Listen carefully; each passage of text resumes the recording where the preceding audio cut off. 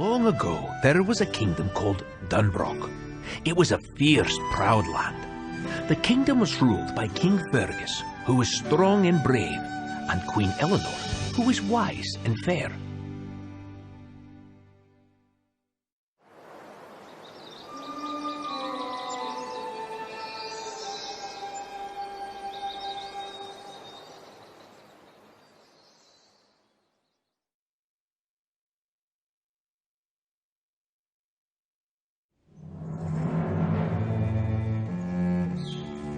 King Fergus had lost his leg in a fight with a demon bear named Mor'du. The king swore that one day he would defeat the bear once and for all.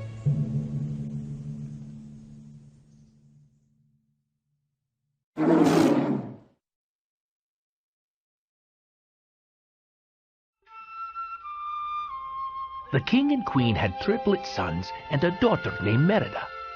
Merida would eventually be queen, and her mother wanted to make sure that the princess was prepared.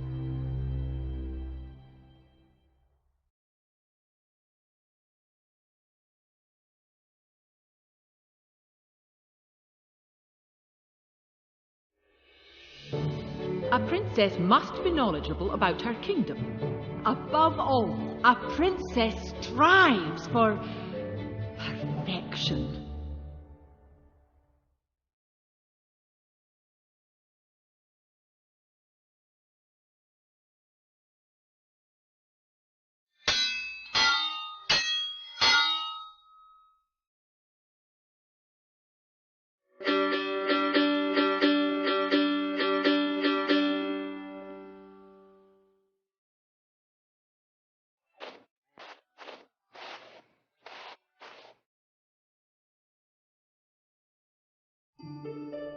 Merida did not like her mother's rules.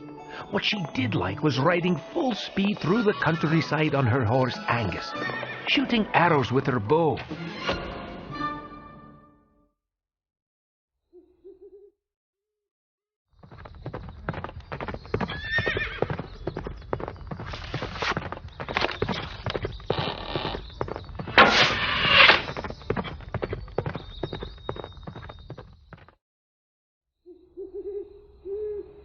One evening, the Queen received exciting news from the clans of Macintosh, MacGuffin, and Dingwall.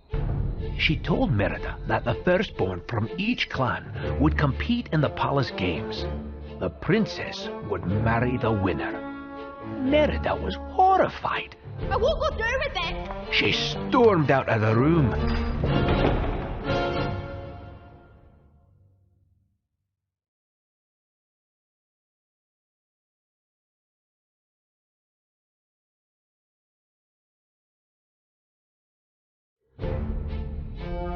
Queen Elinor followed Merida.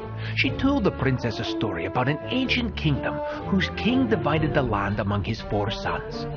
But one prince wanted to rule the kingdom by himself. He followed his own path, and the kingdom fell apart. Legends are lessons, they ring with truths.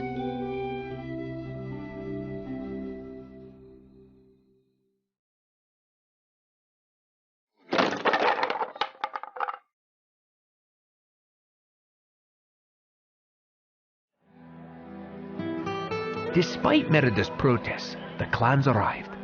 Merida was allowed to decide what their challenge would be. Suddenly, she had an idea. I choose archery.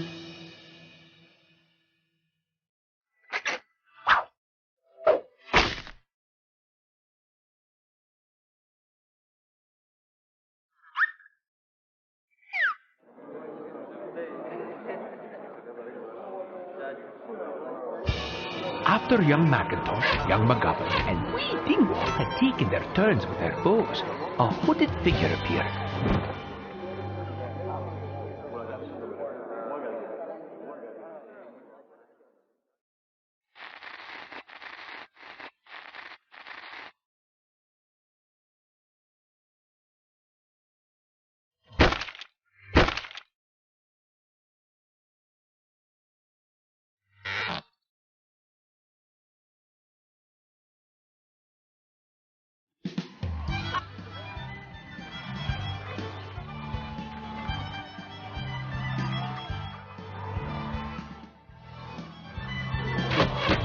Merida shot one bullseye after another.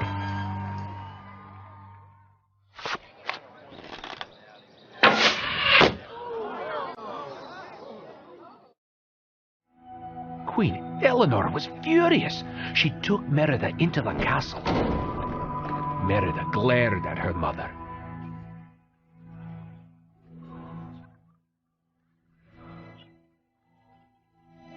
She turned to the family tapestry hanging on the wall and slashed it with her sword.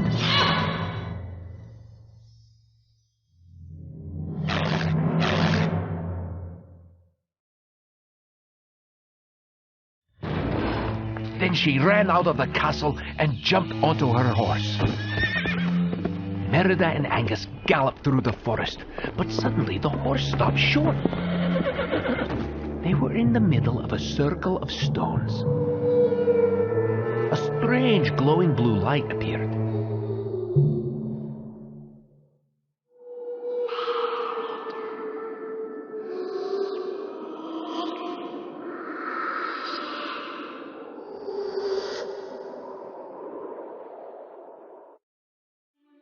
Merida followed it to a cottage.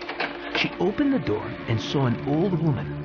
When Merida realized that the woman was a witch, she begged for a spell.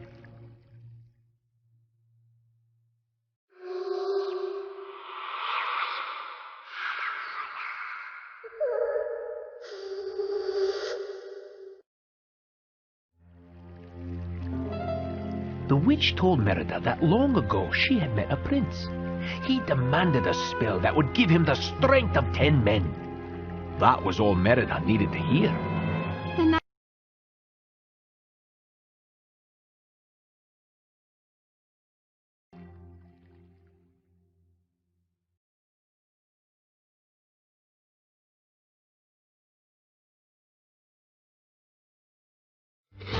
The witch began throwing things into a cauldron. It bubbled and exploded. The witch pulled out a dainty cake.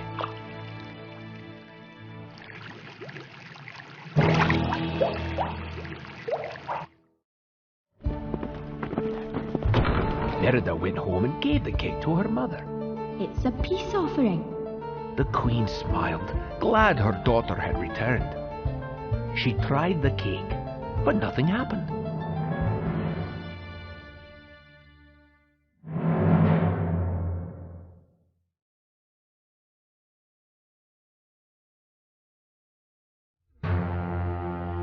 Then, as the two walked down the hallway, Queen Elinor stumbled. Oh, suddenly I'm not so well.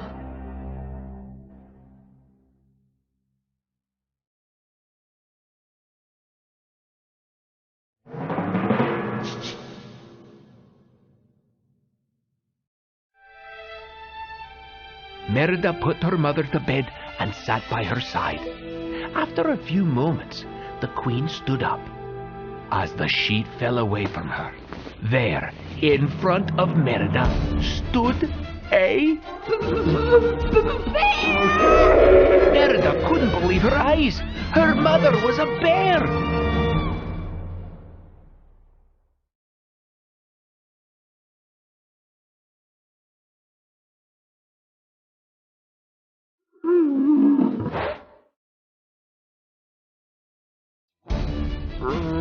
Merida knew she had to get her mother out of the castle. If the king saw a bear, he would surely kill it. Meanwhile, the triplets had found the spell cake. They gobbled it up, and suddenly they too started to feel a bit strange.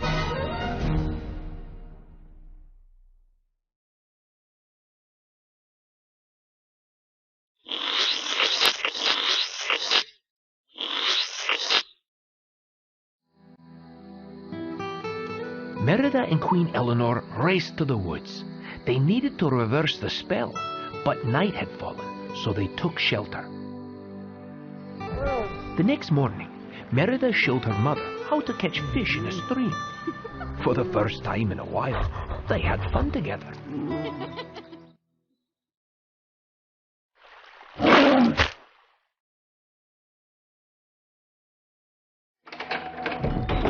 Finally, the pair found the witch's cottage, but no one was there. Merida jumped. A voice was coming from the witch's cauldron. It told her, "Fate be changed. Look inside. Mend the bond torn by pride." Then the same blue light appeared. It led them deeper into the woods to a crumbling ruin.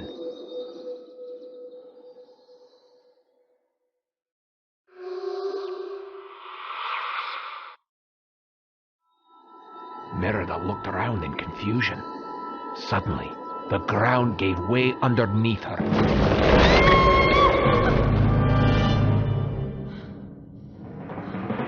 The princess landed in an ancient throne room.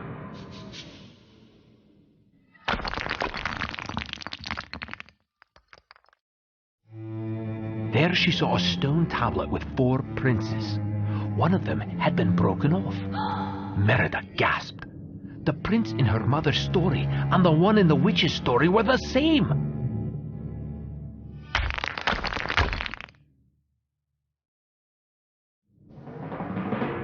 Merida looked around. There were bones on the floor and claw marks on the walls. The princess gulped. Oh no. The prince became Mor'du. She turned and saw the evil bear behind her. Merida barely escaped Mor'du.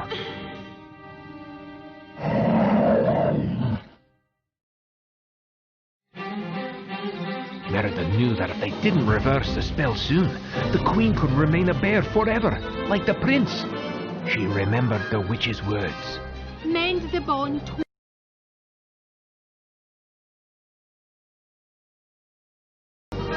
It's the tapestry.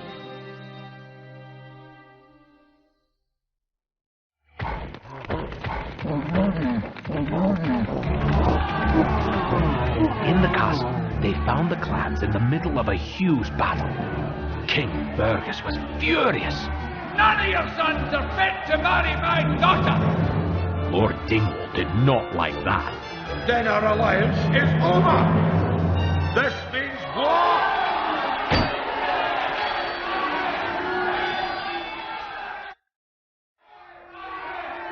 Merida realized that she needed to stop the fighting. She faced the crowd.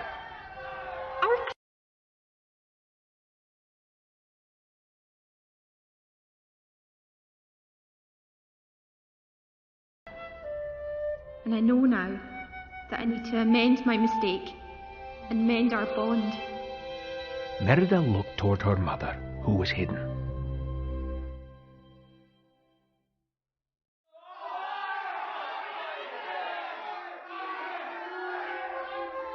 The queen was gesturing to say that Merida didn't have to choose. Merida understood at once. I've decided to do what's right. And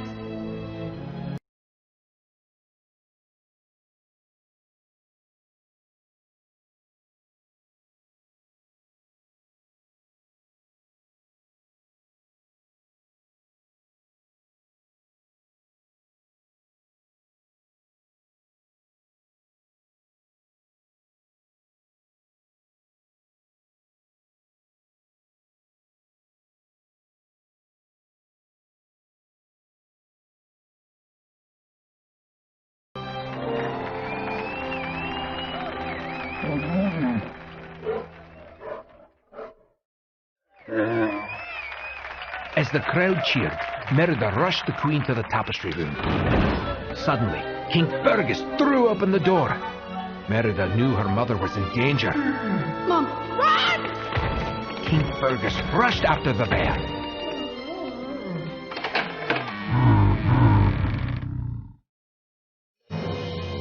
Merida grabbed a needle, some thread, and the tapestry. She was sure she could break the spell. She found her brothers, who had turned into little bear cubs, and they sped toward the woods on Angus. Merida frantically sewed the torn tapestry.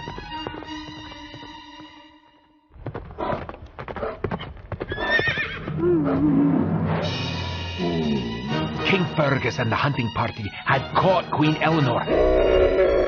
The The Queen roared in terror as the king raised his sword, but Merida suddenly burst out of the woods with her own sword. I'll not let you kill my mother.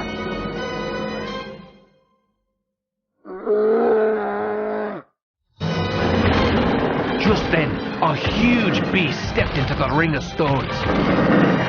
Merida gasped. Mor'du!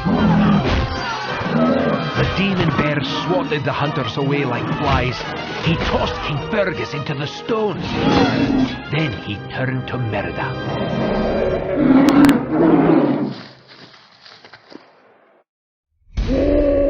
Queen Elinor roared. She attacked Mor'du. The bears slashed at each other, but the queen fooled Mor'du into charging a broken stone. The stone toppled over, crushing the demon bear.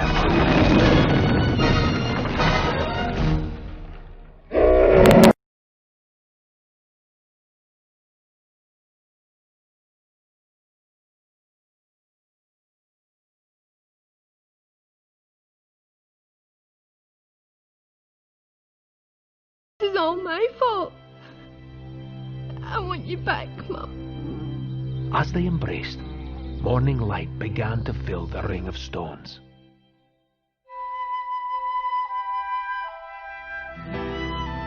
Suddenly, Merida felt a human hand stroke her hair.